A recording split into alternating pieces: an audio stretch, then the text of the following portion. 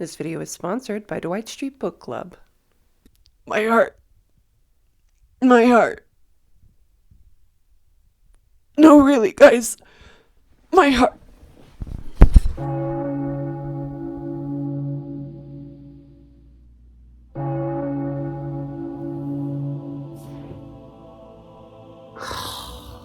Crap.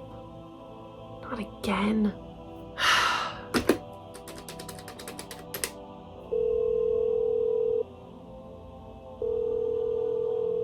Hey, what's up, G-Man? How's it going? Yeah, so here's the thing. I did sort of die again. So if you could just pop me back on down to earth, that would be superb. And you think that this is fun for me? I'm the one who's dying, okay? Are you not omnipotent? I thought that, like, why is this a big deal? Okay, do you want me to get these exclusive interviews or not? Okay, well then send me back. Okay, thank you. God.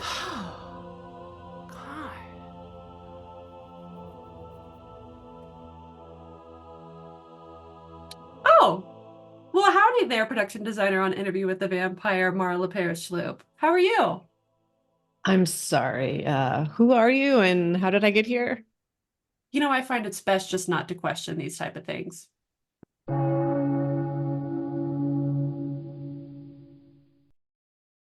I've read quite a few interviews with you, and I feel like in almost every single one of them, they ask you to describe what a production designer is. And I hate to, have you say the same answer and over again. So what we're going to do is I'm going to describe what a production designer is, and then you can tell me like how close to the money I get, okay? Okay. All right, so production designer, they're in charge of the whole look of the show or the movie, ideally hired on very early in the process. They meet with the director or showrunner to kind of establish what the aesthetic of the film or the show is going to be. And then they're in charge of overseeing all of the art departments. That includes kind of costumes, hair and makeup, set building, construction, all that jazz to make sure that everybody's on the same page about what look you're going for. And then on top of all of that, you have to come up with schedules with the AD and budgets for all of those departments and make it all work out.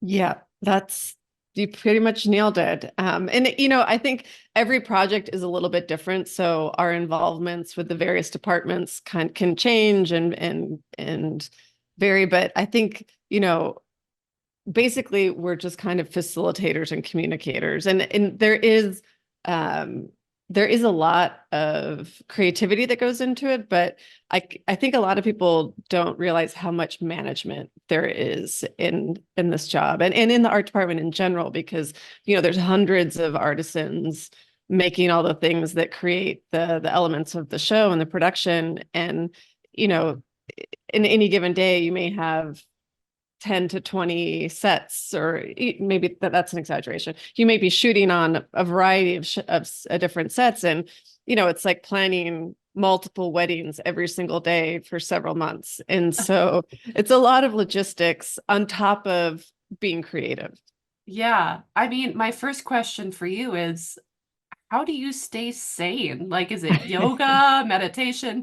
Are you in a fight club? That's a good idea. I think it's really important to kind of be grounded in your own ritual and like process. And I like to do yoga or exercise every morning and stretch and kind of work out all the frustrations that might be built up in the body.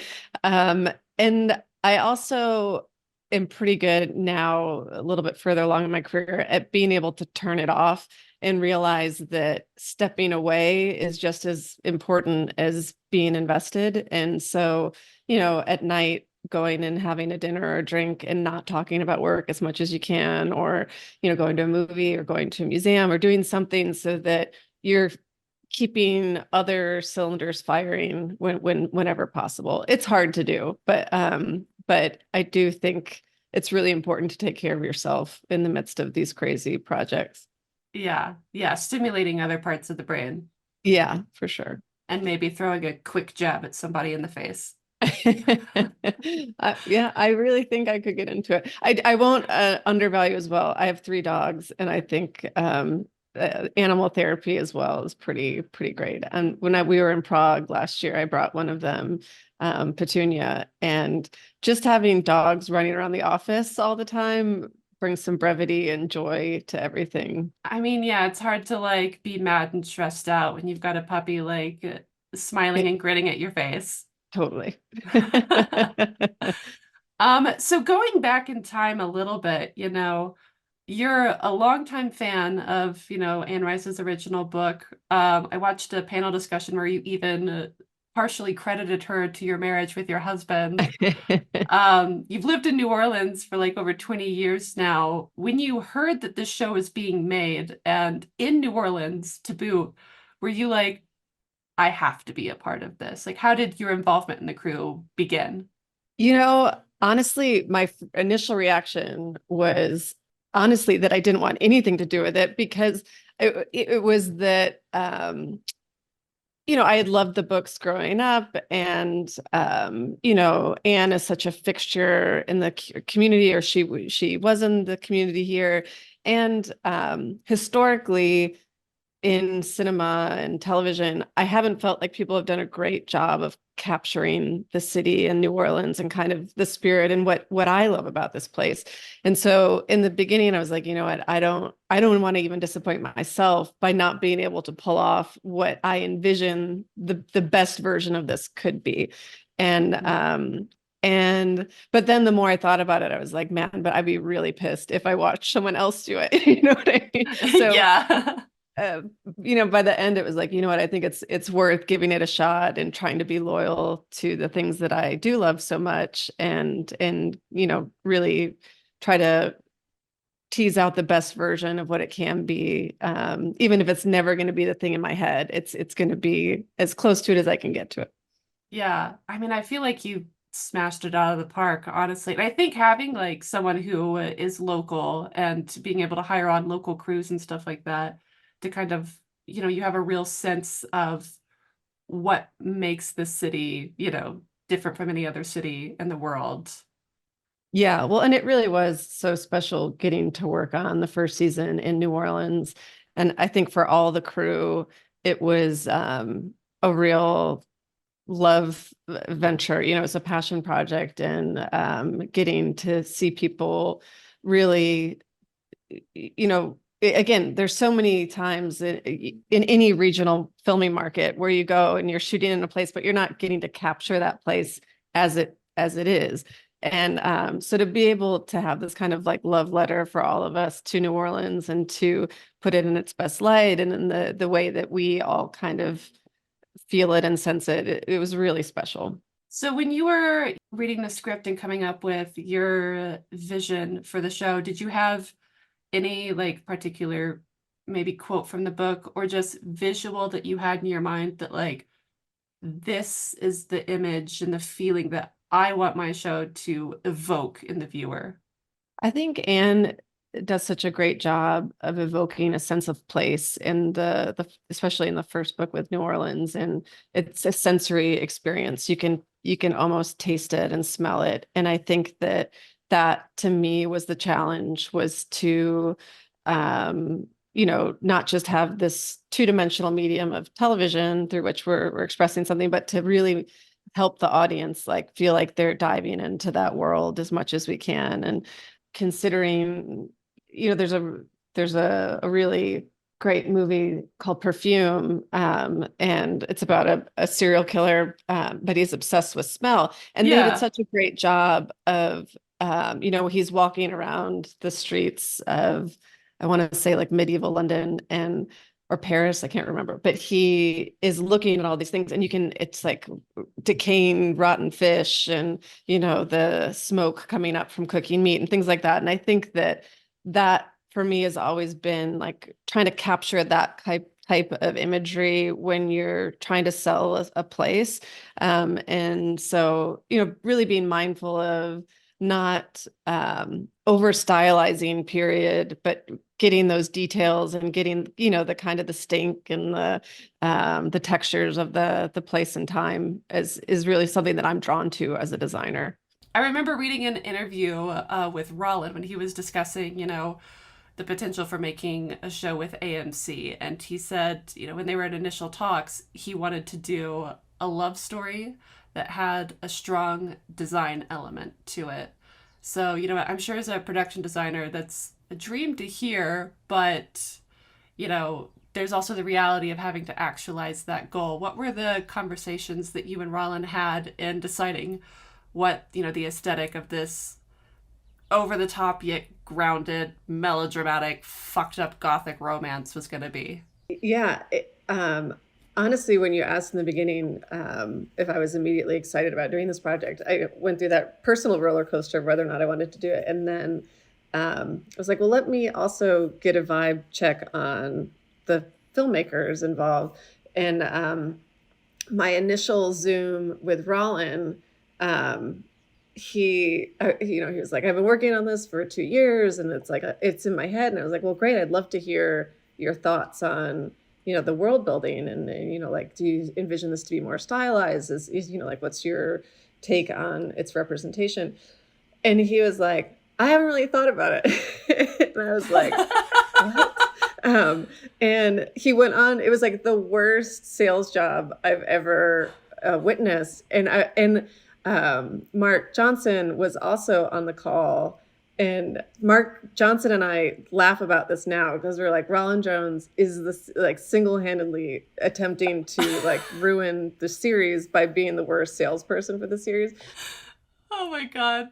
Rolin is so talented and the scripts are so incredible. And what he's capable of doing is so incredible, but he undervalues and undersells every step along the way. And, so yeah, Mark and I are always saying like, don't let Rolin in the room if we're trying to promote the show or do anything because he is the worst. So after my initial talk with Rolin, I was like, man, do I want to do this show? I was like, this showrunner seems super checked out. He does not have any idea. He does not care.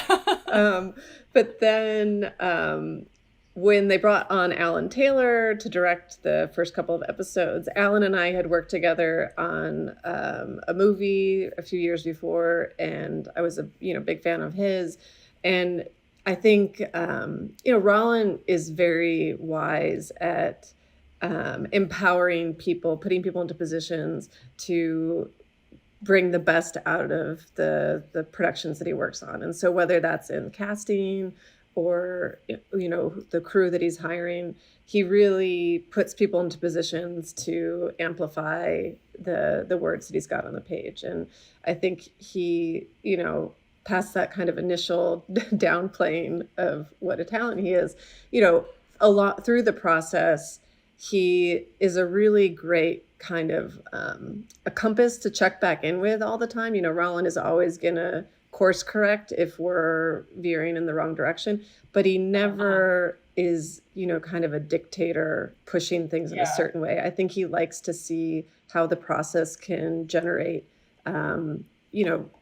even better versions of what he's imagined. And so I really, I don't know how I'm going to work with other people, honestly, after working with Rolin, because it's such a gift to work with someone who is so creative, but also so respectful of the crafts that we all perform and creating space for us to bring things to the table. Yeah, I mean, that just means that you're tied into Interview with a Vampire for the rest of time, and I am A-okay with that. Yeah, we'll see. We'll see how many more vampires I have in me. One thing that I thought was so fascinating that you've talked about in this kind of Zoom discussion thing that I watched with you was, trying to portray the passage of time in subtle ways so that, you're not bashing the viewer over the head with a title card that says, it is now 1921 or whatever. And one of those ways that you really honed in on was through lighting, which I think is such a brilliant cornerstone to kind of track a vampire's life by, since they're so defined by darkness. And I think, all the lighting in the show, especially in the past, it has that like lovely warmth and those yellowy tones. And there's definitely this tendency, especially in the past 20 years with television and films, to anything regarding the supernatural to desaturate, make it this bluey gray, undead color palette. And I'm just fascinated by how you kind of came to your destination of what the color palette and the richness of the show was going to be. I think that the first season we had the benefit and the curse, you might say, of jumping through decades. We were seeing the family grow over the course of many years, and it happens to be in a time period when there were a lot of innovations in lighting technology. So you had fluorescence coming into play, and like more infrastructure in cities with street lamps and things like that. And I think that again, because our characters really exist at night, like their world, their playground is being out on the streets at night. So we were working with David Tattersall and the other creative members of our team. We were really cognizant of like when to start introducing different colors of light. And I think you can see it in the pacing, episodes 1 and 2 of the first season. It is all this kind of like warm tungsten lighting, and it's a lot of candlelight, a lot of these, there's a lot of amber, and then when we get to episodes 3 and 4, and the foothold that we really were able to sink into to manipulate the light was the flip of the Fair Play into the Azalea Hall, and the change in the lighting and bringing in these kind of Art Deco motifs and color palettes. And but we really, really coursed it out over the arc of the first season to say, okay, by the time we get to episode 6, we're going to start seeing neon on the street, and there's going to be more colored light. So it's not all this kind of amber romantic, it's not the falling in love phase of our vampires. Yeah. So it really actually paced out really well to the tone of the first season and the chronological time passing of like what innovations were happening in lighting. Season 2, we don't jump as much through time. It's really a much narrower window that we exist in. But we do, in episode 1, we're going from Eastern Europe post and during World War II, and then suddenly we're in Paris, but still feeling the consequences of power shortages and rationing post-war in Paris. So, it's interesting in that in some ways, the place that we land in Paris was almost similar to what we started at in New Orleans in season 1, just in terms of a lot of that tungsten lighting and other things. But then as the vampires start to go out and explore the city, and you have, the culture evolving in Paris post-war, and this kind of burst of energy, creative energy that's happening in Paris, we wanted to get that vibe as well, and the street lighting and the colors that we were using. So yeah, I mean, it's something that we've spent a lot of time thinking about. But what I also love about our show is similar to Rolin, allowing myself to really gestate and consider the world and push ideas and evolve through time. I think that I can do all the research about lighting and inform and provide all the lights, but at the end of the day, it's our cinematographers and the lighting team on the night that we're shooting that are making those, specific decisions about where source exactly is and what's happening. And I think it's always amazing because I can, again, specifically imagine what I think something's going to be, but the medium through which we're working, which is a collaborative medium, means that I don't have complete control over that. And it's always really wonderful to see how, these steps along the way evolve when they're executed by the other craftspeople, and when something gets put in the hands of, our incredible team of cinematographers with David and Stuart, that they really are taking our world and and composing it into an image that is so different than what I could have ever imagined, which is, it's a real gift. So you mentioned, so season 2, you know, obviously we've gone across the ocean, we're at a different continent, but I mean, we're also, I mean, the scales really opened up with season 1. Yeah, we like went through multiple decades, but it was all pretty contained to New Orleans, the townhouse, the Azalea Louis home. Whereas now, you know, we're going to war-torn Europe, we're going to Paris, we're going to the underbelly and the Théâtre de Vampire, we're going to the 1790s, we're going to the 70s.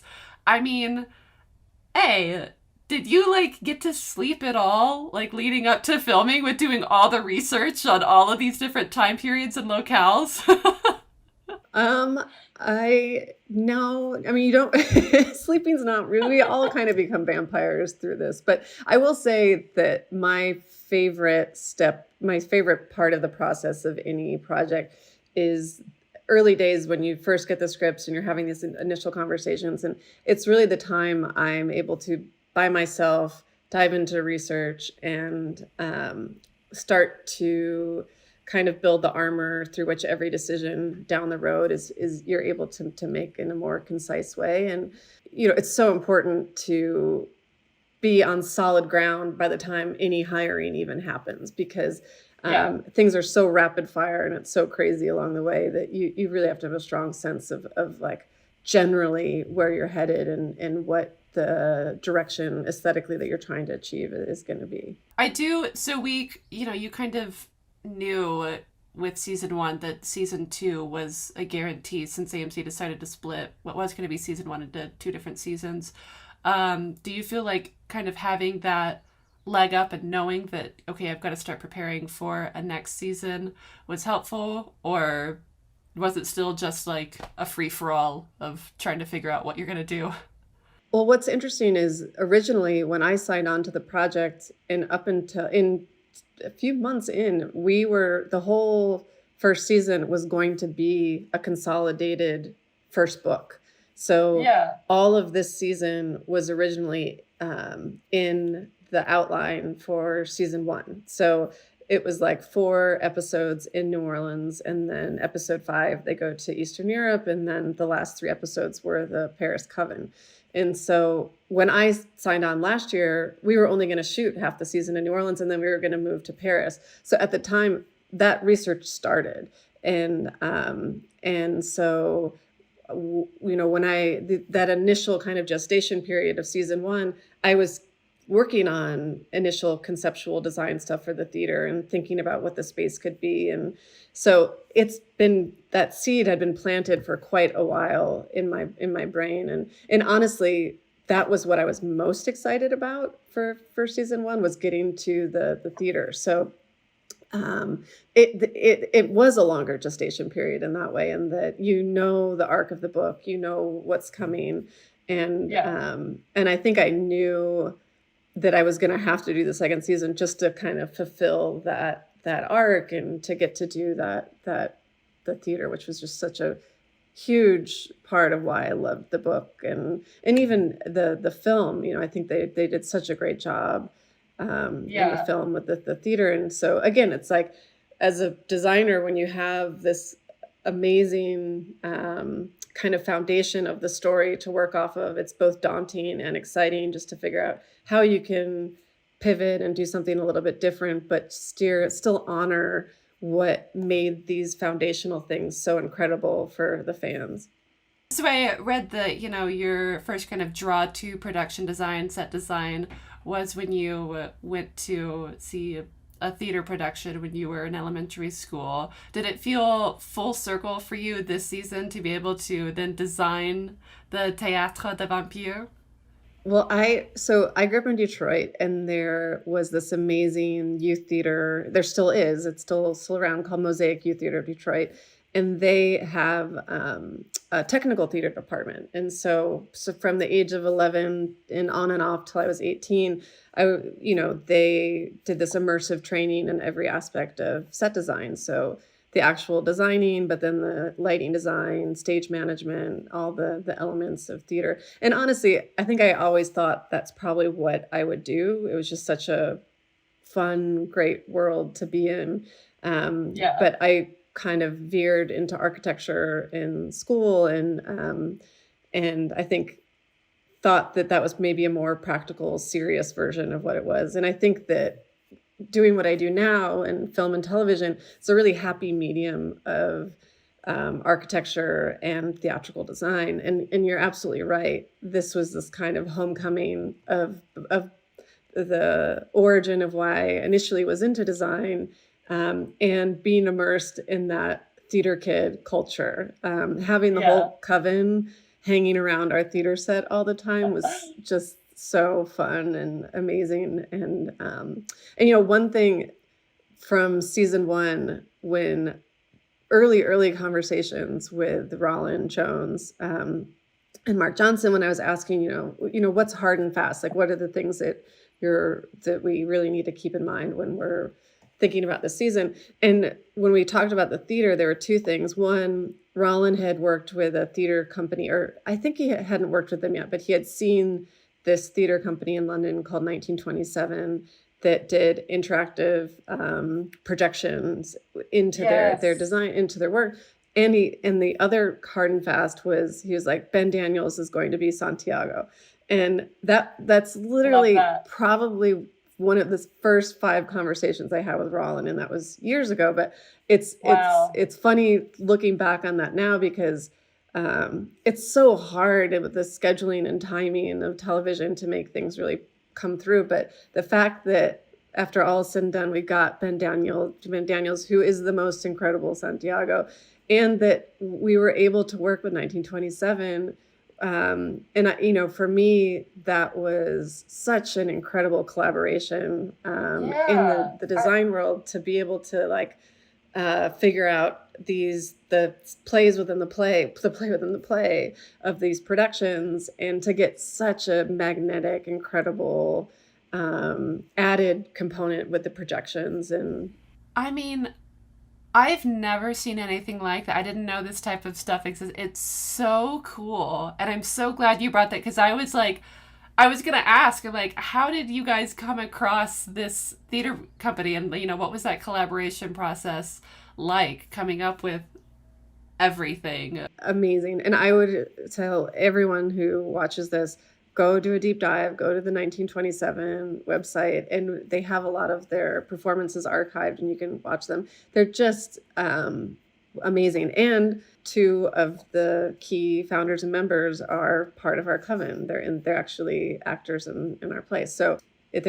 love that. Yeah, it's very, very special. And this is why Rolin is so amazing, is this was something that, it's one of those things that was we had to do this, and he was 100% right.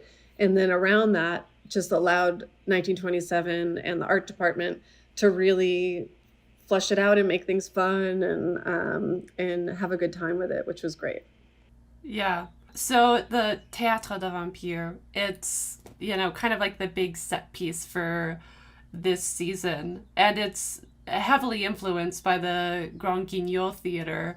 Was that, put into the script, that influence was there, or did that come about from the research process and looking at the theaters in France at the time? I think that was another thing that stylistically and just in conversation, Rolin and I talked a lot about quite a bit. It was such a fascinating slice of time and theater in Paris, and it had there's such a great correlation between that kind of funny, campy, violent, bloody, and also deep kind of playmaking is very similar to our show. And I think that the essence of those 2 things really were a great marriage. And I think we wanted to,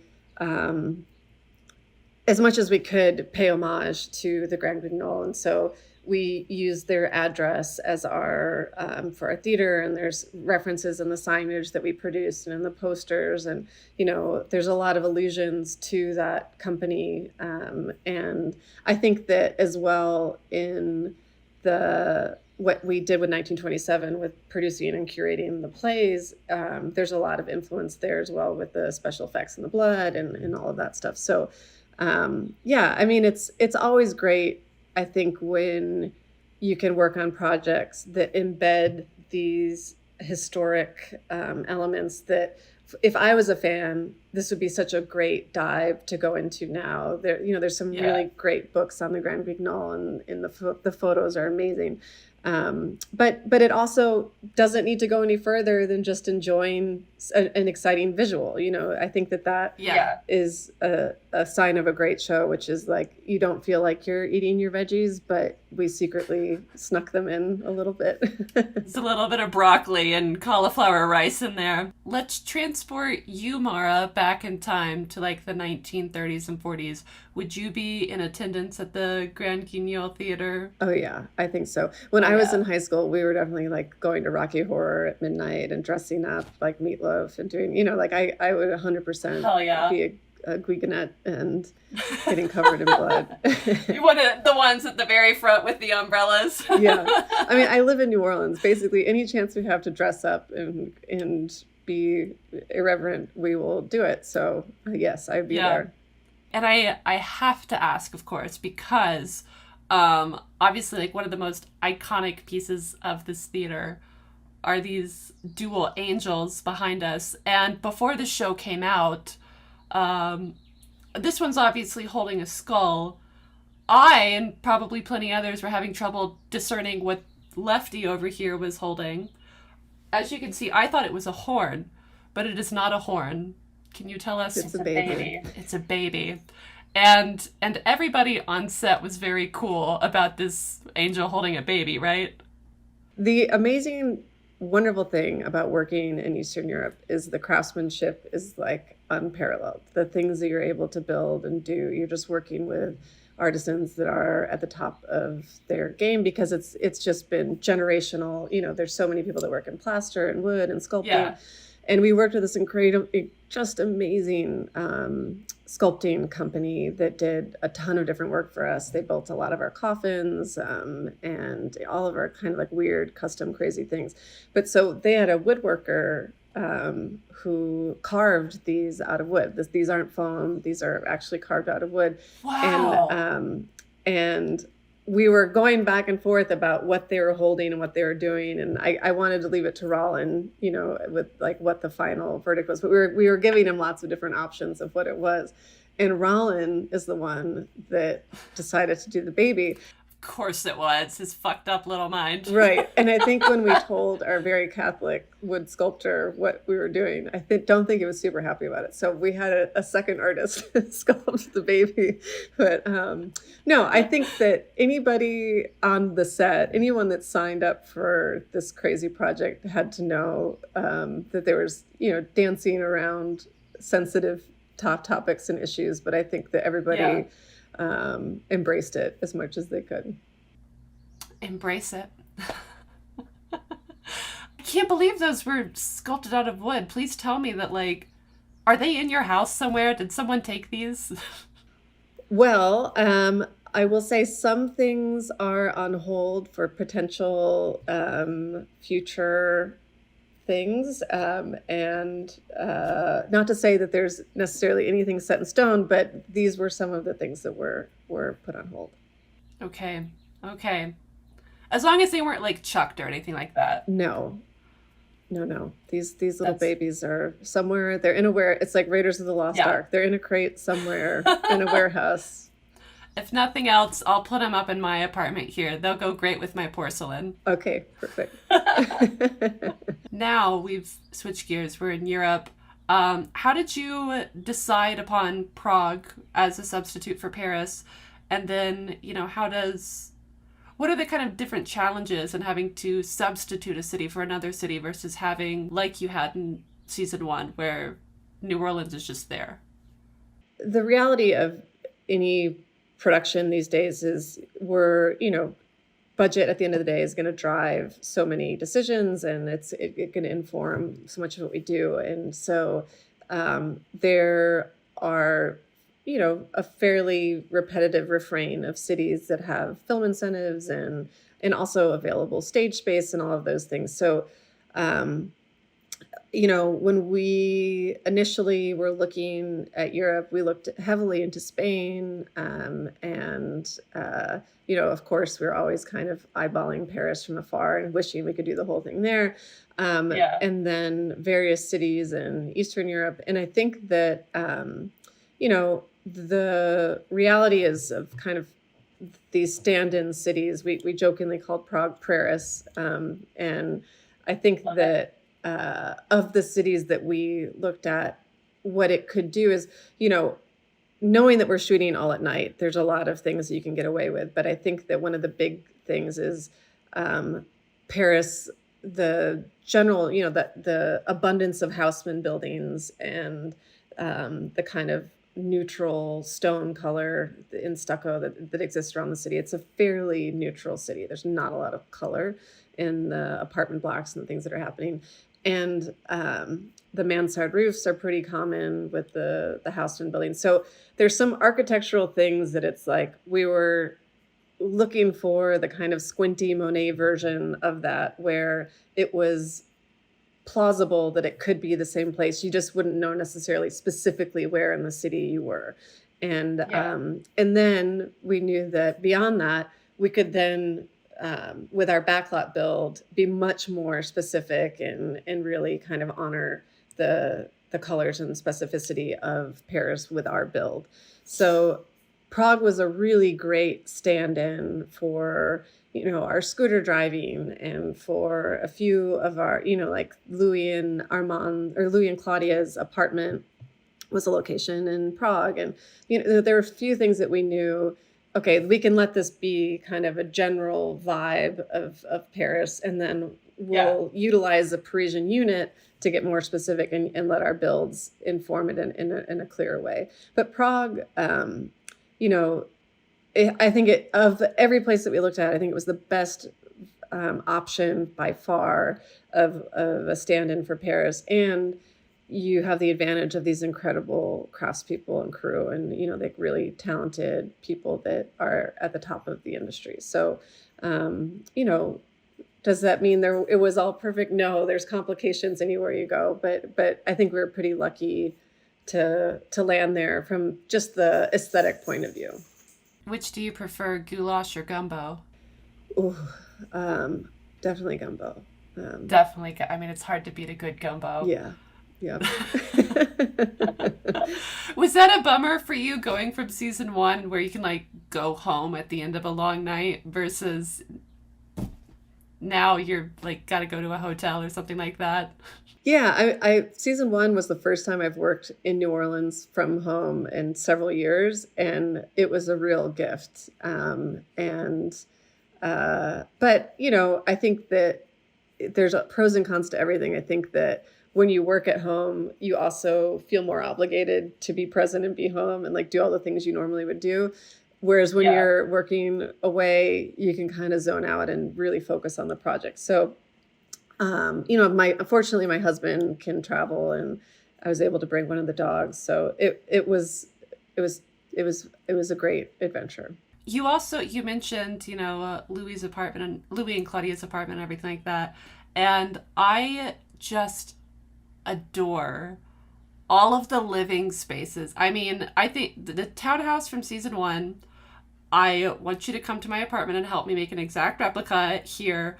But this season, Louis and Claudia's space, it's so, I love the photos everywhere, the paintings on all the walls, they're on the floors.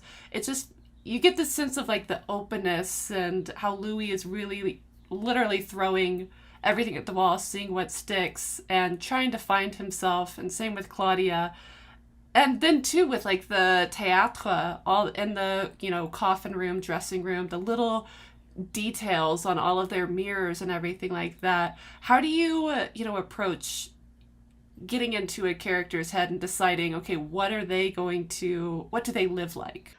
thank you for all of that. That's very kind and insightful, and I appreciate that. I think, season one, I think both seasons we won the decorator lottery. In season one, we had Selena Vanderbrink, who, is based out of the Gulf region, and she just has this flair for embellishment and detail, and like you can't kind of push her hard enough to do a deep dive on things and to want to go custom and push the boundaries. And the second season, somehow we lucked out, and Hélène Marouchen, who is French but lives in Prague, is this incredible decorator who is also a really incredible painter.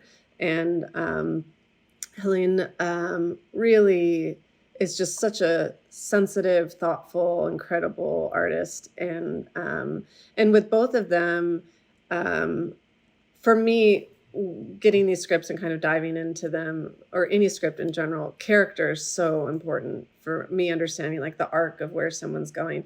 And honestly, the kind of the first pass of anything that I do is usually pulling not just photographs, but also artwork that I feel like is conjuring kind of the spirit of that person. And so a lot of the times when I start meeting with the decorators, I'll have a bit of a portfolio together of like who I think this person is and what are they into. And and a lot of that has also gone through the filter of the director and Rolin and Hannah as well, just fleshing out who these people really are.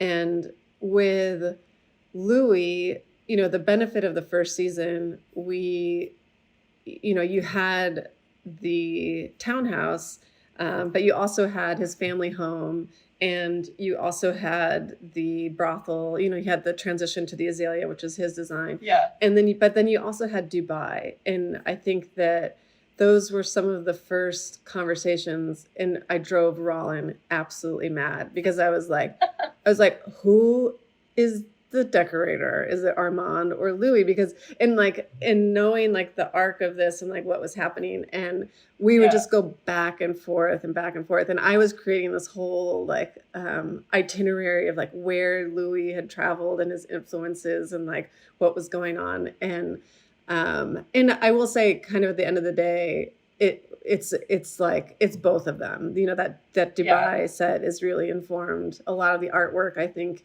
veers towards Louis, but the kind of bones of the space is very much based on Armand's history and kind of ideas about spiritualism and ritual and all sorts of things. Yeah. So there's a lot in Dubai that honestly I'd have to go back and look at my notes because we talked that thing to death. But I think there's even a line, I think, in the first season, Rolin is always just giving me this like slap on the wrist about like overly sentimental decorators in the tree and like daylight, because there were just so many. I was like, if I was a vampire, what would I want? That is one of my just very favorite details. Because it's kind of carrying through the thread of like the skylight from the townhouse to the Dubai house. And then also, this just image of, it's really almost like the one semblance of life in this very like cold and modern and natural. Everything in the interview in Dubai is so unnatural and performative. Like, this is the one thing that feels real. So you've got the check off from me. The original idea was that we called it the sundial room, because the idea was there was this oculus over the tree that would track the course of the sun over the day, and Louis would know where not to go into the light. But that it was going to be this much more kind of graphic visual thing. And I think honestly, the reason that wasn't played up more was just a like production timing thing. But again, like that was me being super like way too much in my head about the whole thing. But I will say that is a magnolia tree, and to keep your eyes out, because that is like a visual through line that we kind of have worked into things very, very subtly. But that is something that is in play, especially later in the season. Okay. Because even when I was like going back through and, looking at stills and stuff, I'm like, this is flowering too. I wonder if there's some sort of, symbolism with that. Oh, you're just like firing off like wildfires to my brain here. Wait, but I think I just went completely rambling and didn't actually answer your question. But I will say with the Paris apartment this year and Louis and Claudia, what we really wanted, it was like, a little bit of a vibe of like when kids first get to go to college or like have their first apartment and it's their first kind of flex of independence and they've broken away from their parents and this kind of shedding of Lestat. And I think that this is the beginning of Louis, the curator, Louis, the collector, and someone who's kind of got this aesthetic eye and is deep into the art. But it's also Claudia starting to mature, but also kind of like, she's always fetishized things and is a little bit of a klepto and is taking things and like clothing is more Claudia's world than the apartment. But I think that we wanted it to kind of have this bohemian first apartment kind of vibe, but really broadcast that you're in Paris. It's like a houseman and, but have, I think for me, it's like part of the tragedy of this season, which is like these two people that we love so much and they really have this, bond and they love each other. And like, you want to feel that warmth in that space. And it is even more tragic later when, we all know where it's going. Yeah. And I would be remiss if I did not mention about the apartment. The Murphy bed coffin covers are so ingenious. When I noticed those, I had to pause and be like, let me walk around a bit. Who came up with that? And do you find yourself like walking around your house being like, I could hide a coffin here? Vampire security is another one that like, I feel like we just talked to death about. And no pun intended. But I think that, in season one, I think that it was never a conversation that Lestat, that we see on film, like Lestat sitting them down and being like, your security is of importance. But we see that he has his hidden coffin room, with the secret door there's, and it's like, it plays very subtly in season one. They don't, you don't get hit over the head with this, like, that there's a trigger that opens this door and these things happen. And then when they build Claudia's room and she has the lazy Susan, love it. And, and again, this is why I love Rolin, is because, I get obsessed about vampire security and then I'm like, let's make a lazy Susan, the coffin room. And he's like, okay, crazy lunatic. But this time he had, I think from even the early outlines from season one, when Paris was in season one, I think it was, he's always had in mind this Murphy bed idea. And so, and then we were like, well, wouldn't it be fun if one was a Murphy bed and one is like a day bed and that's Louis' little cubby hole underneath. So I think it's like having these little exercises that we get to play with. And it's also such a great thing, in order to actualize those things, we have to work with other departments. Special effects comes in to make it so that Jacob can actually lift the bed and not break his back and he can pull it closed, or they can make a coffin look like they're mentally opening and closing the thing. So it's always fun when you get to flex into other departments and figure out the mechanics of how to make these things work. And and like there's scenes later in the apartment where there's a lot of blood and it's like working with them to create the the resin versions and to do all these things so that the set can survive another day. It's like not so that these blood explosions don't ruin it for if we need to go back to shooting something in episode one. But I mean, again, this is why Rolin is so great, is that he doesn't let the the detail, the subtlety of vampire existence get washed over. It's part of the joy and the humor of the show, is that everyone in the writer's room, and thus by extension, everyone on the project, is considering and thinking of these things and pitching other versions of it, or like how to augment it and help it along. And that's what makes this so fun. I did also read an interview with you, speaking of the coffins, where you said, I quote here, "I have never hated a single thing more than the coffins."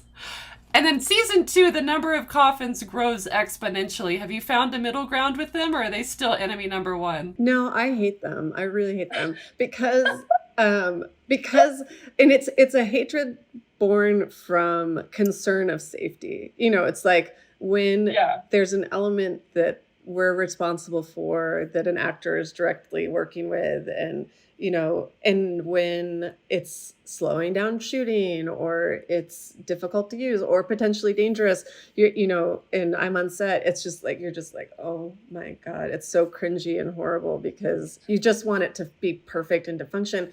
But a lot of the times, you know, we don't know exactly how they're going to be interacting with it, or, you know, where the camera's going to be, or what's going to happen. And so the coffins have just constantly been this frustrating enigma, where we're like, what horrible thing are they going to be asked to do that we didn't anticipate? And they're so heavy and miserable. But so this season we had the Coven, and everybody has a coffin. And so we were like, let's get ahead of it.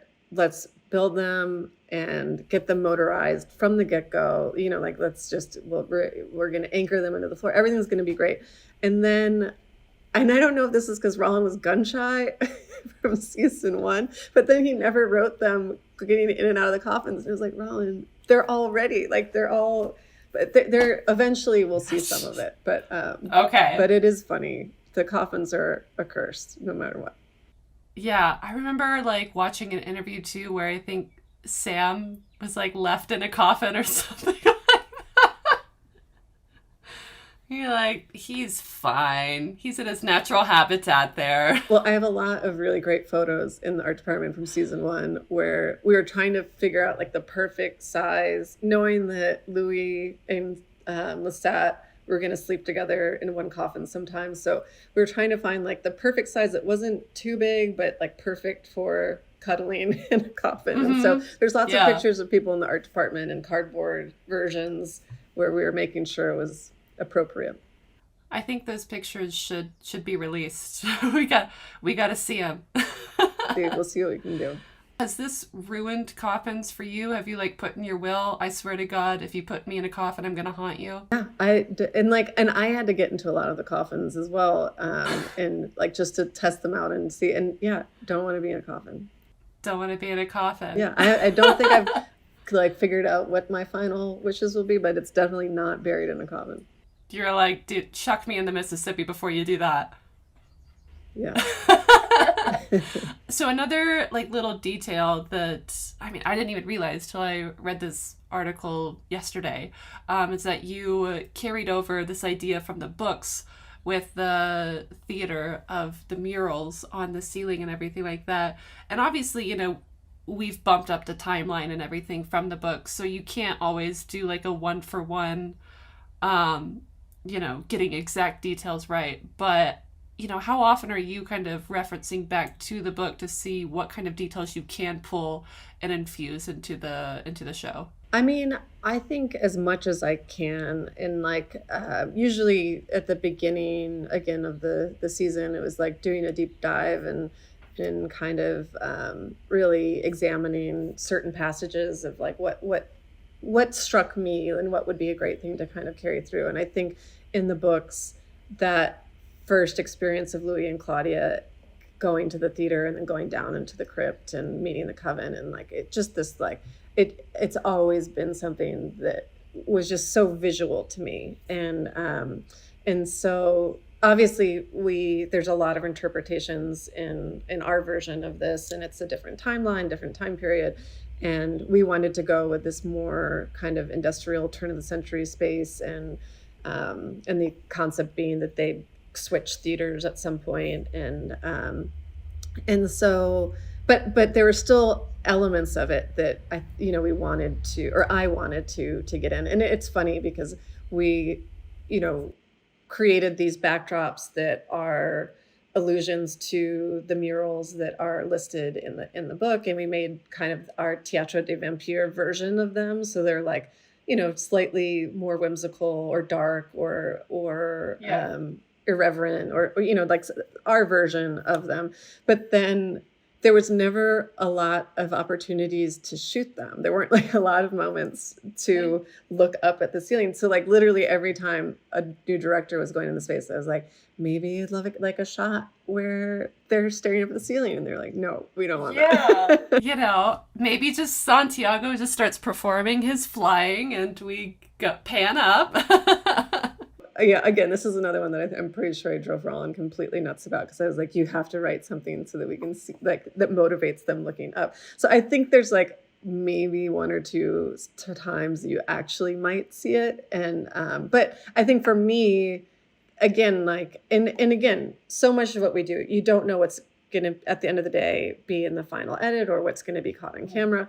But I think that even being able to like pass that information along to Jacob and Sam, I think even just sharing that with them, so that both Jacob and Sam and Delaney, I mean, all of our cast really have done such a great job of connecting with the source material as well. I think if you can give them that gift of knowing that there is this kind of emotional through line between those things, that's enough. Even if it doesn't make it on the screen, I wish it would 100%. But but I think that the mechanisms and the medium through which we work, sometimes it's just about informing performance. It doesn't necessarily have to be what everyone else sees. Yeah, creating a space to amplify the work that everybody is doing. But you kind of mentioned too, this is a new theater, and obviously you've built this set. The original theater from the 1790s, that was a real life location, correct? Yeah, that so that's an Estates. It's called the Estates Theater in Prague, and it actually a version of it. It has been rebuilt post fire. Is where Mozart played there. So it's this incredibly historic theater, and we were really fortunate to be able to get like a 36-hour window between I think they were maybe doing a renovation or something, but it was like the only time the whole year that we could get in. Yeah. Do you, whenever you do get to like shoot on location, like, at the Estates Theater, or, in episode 4, we're going to Chantilly Palace, or, on the set, Seine River Walk and everything, is that kind of like a relief moment for you? You're like, this is a set that we don't have to build, or is the stress of like having all the constraints and rules outweigh that? Honestly, location work, I find a lot, especially for period, is almost harder than set building, because set building we have complete control, but like at the Estates Theater we have to go through and like make it look like there's no electricity and modify lights, and it's things that no one would know the amount of work that we did. We had to build the scenery on the stage, and you're removing all the modern elements, or at least notifying visual effects of what they need to remove. And so no, we had a ton of work to do in the theater, and the same with all the locations in Paris. I mean, it becomes the kind of less elegant version of our jobs, where a lot of the times we are hiding or creating source for lighting, or hiding the modern elements, and working for months and months in advance with the locations departments to figure out what we need to do to control, and like how all the street signs we have to remove and street signs to put up, so it's logistically, again, this is when, at the beginning of our conversation, we were talking about art department and film and television being almost more managerial, like that. Yeah. That's where that work becomes, it can be a bit tedious, but it's also, when well executed, so rewarding, because you're like, oh my gosh, like we pulled that off and it's amazing. But yeah, I'm a real advocate. I think that as frustrating as it can be to shoot on location, I really think rounding out shows, especially period shows, with as many locations as you can, because as much as we try to capture the idiosyncratic in life and, you know, like the weird things that happen over time, there's nothing like the reality of a space. And so I think that, again, like, this group of filmmakers is always pretty game for diversifying our strategies for how we do things and trying to get as much scope as we can in the show. I do have to like shout out the costumes in the show. I mean, every single costume on screen, I want to put in my closet and wear immediately. And they say so much about, and they're so distinct to each character too. Like, you would not see Louis in a Lestat outfit, or, you know, Armand in a Louis outfit. And even like the Coven members are so much more eccentric and over the top and almost like caricaturesque compared to Louis, Claudia, and Armand. What was the discussion with Carol Cutshall and kind of developing the textual and fabric look of the show? Yeah, I think this season more so, you know, again, like with our show really wanting to be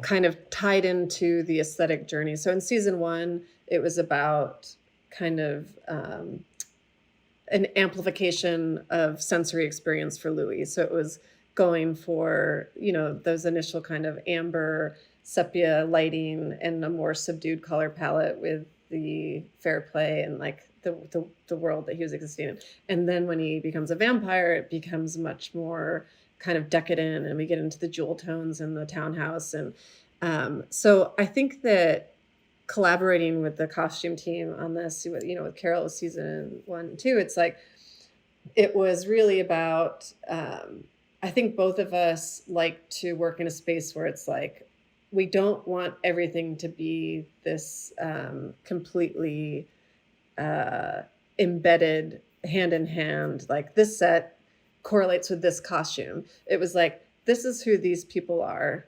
This is the general kind of journey that we're going on in terms of describing period and tone and lighting and things. But beyond that, I think that it's much more exciting to kind of let people gestate in their own creative hubs and then come together, check in, and then like kind of let it be this kind of like groundswell of when things meet, you're like, oh my gosh, that's amazing.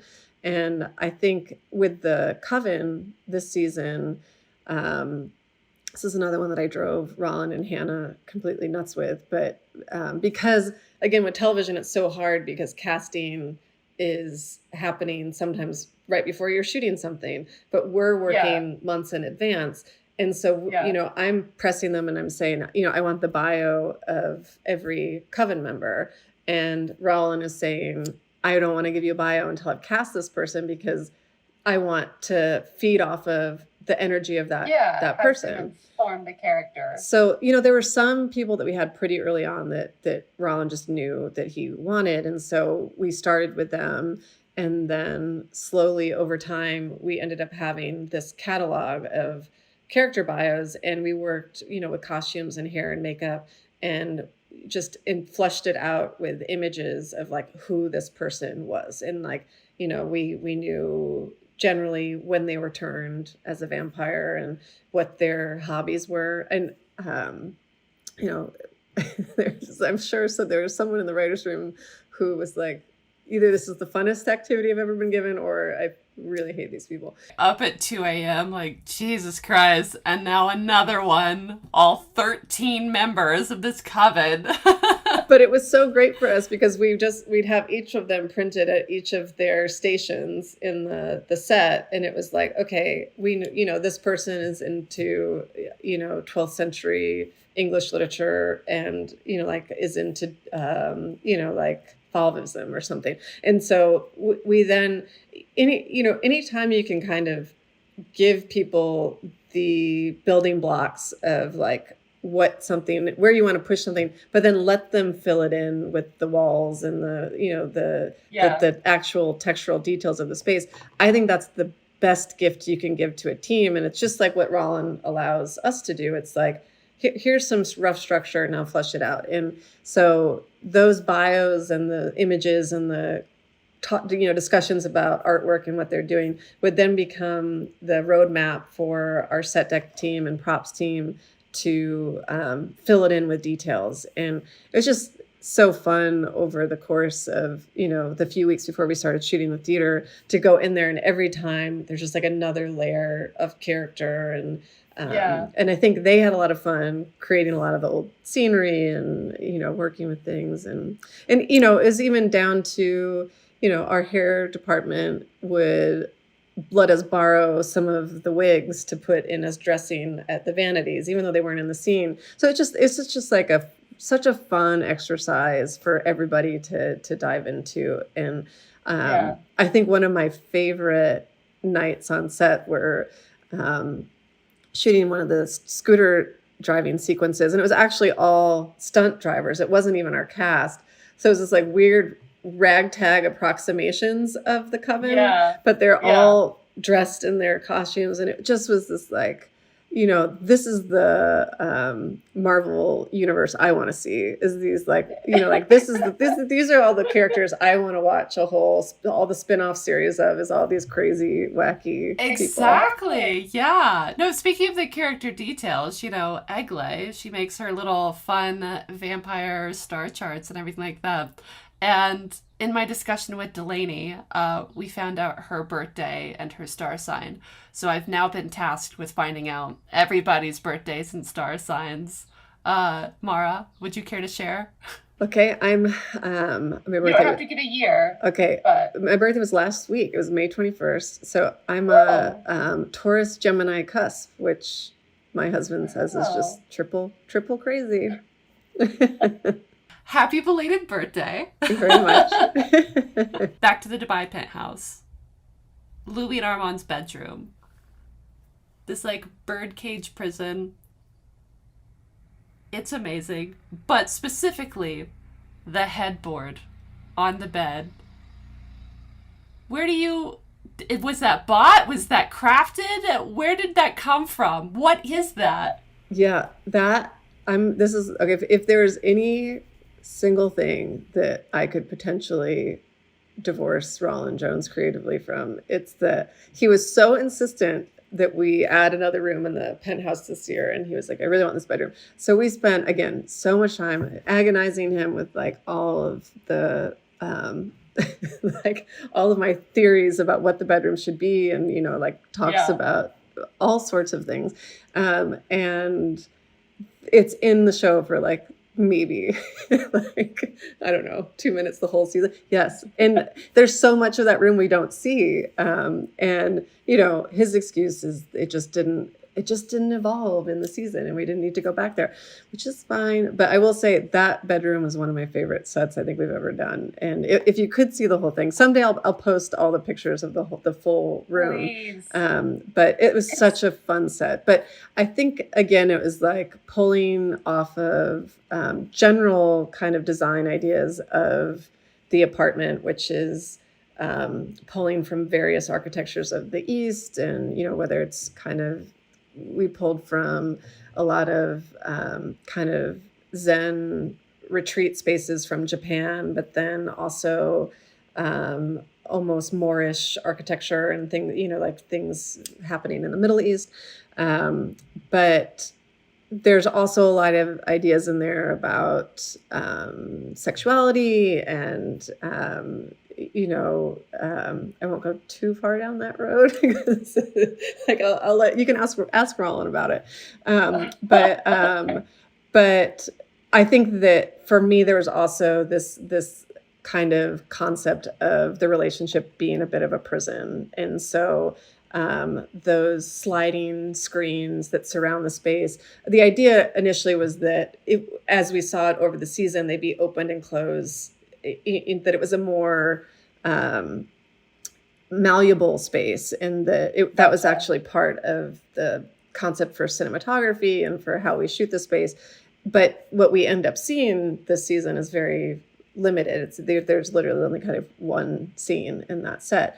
But I think that that moment in their relationship, it is a really powerful kind of imagery of just, it's a little bit of being trapped in your own, what you think is your perfect kind of castle or idea of something, and it's actually very restrictive.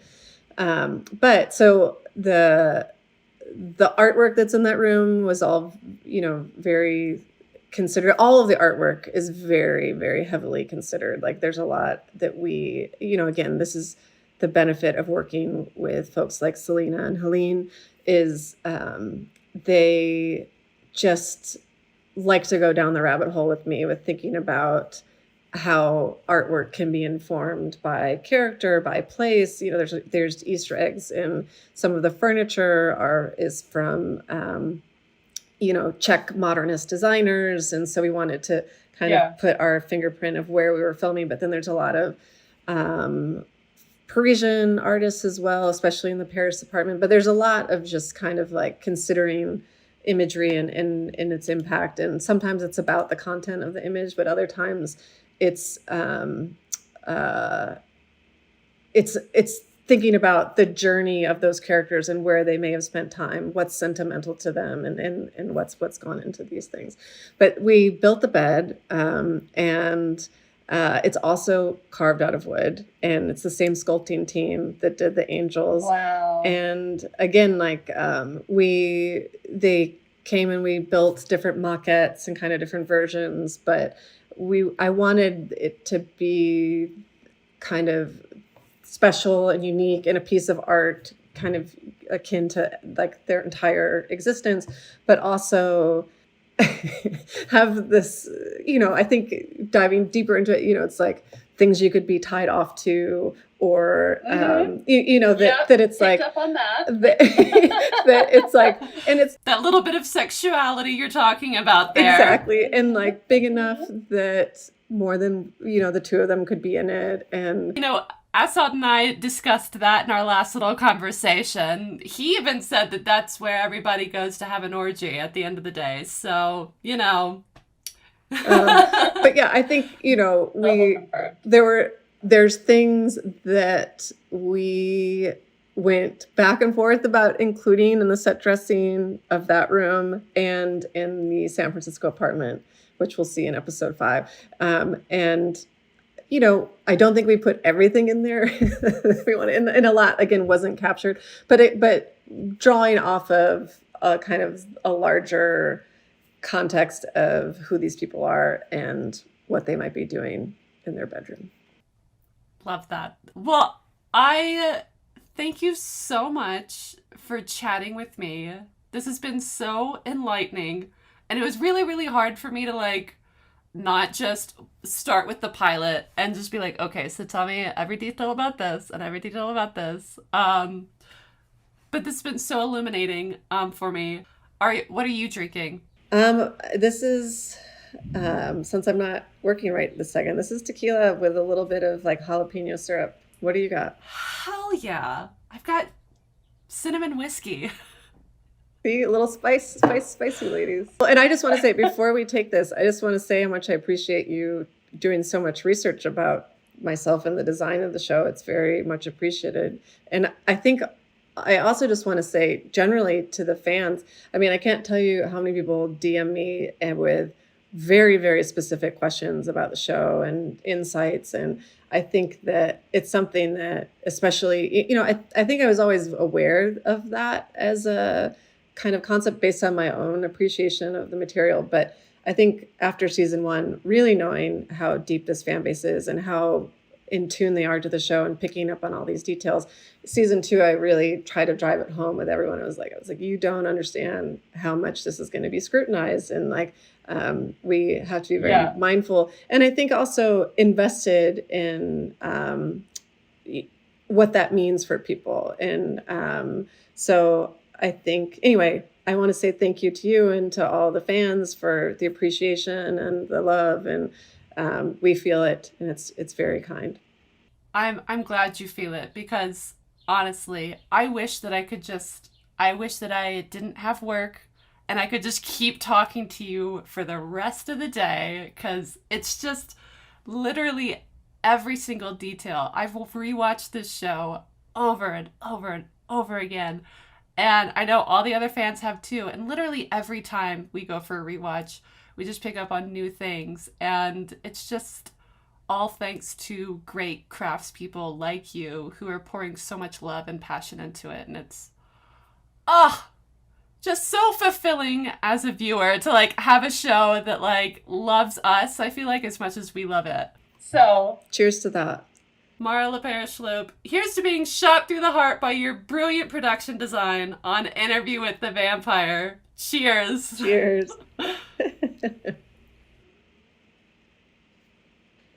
Ooh, nothing like a little tequila before lunch. Exactly. The rest of the day is going to be a breeze now. Well, thank you, Autumn. This is awesome. This was fantastic. I hope that we get to have other discussions like this in the future because this just tickled my brain so much. All right. Well, you have a great rest of your day, and hopefully I'll be talking to you later. Okay, sounds good. Take care, Autumn.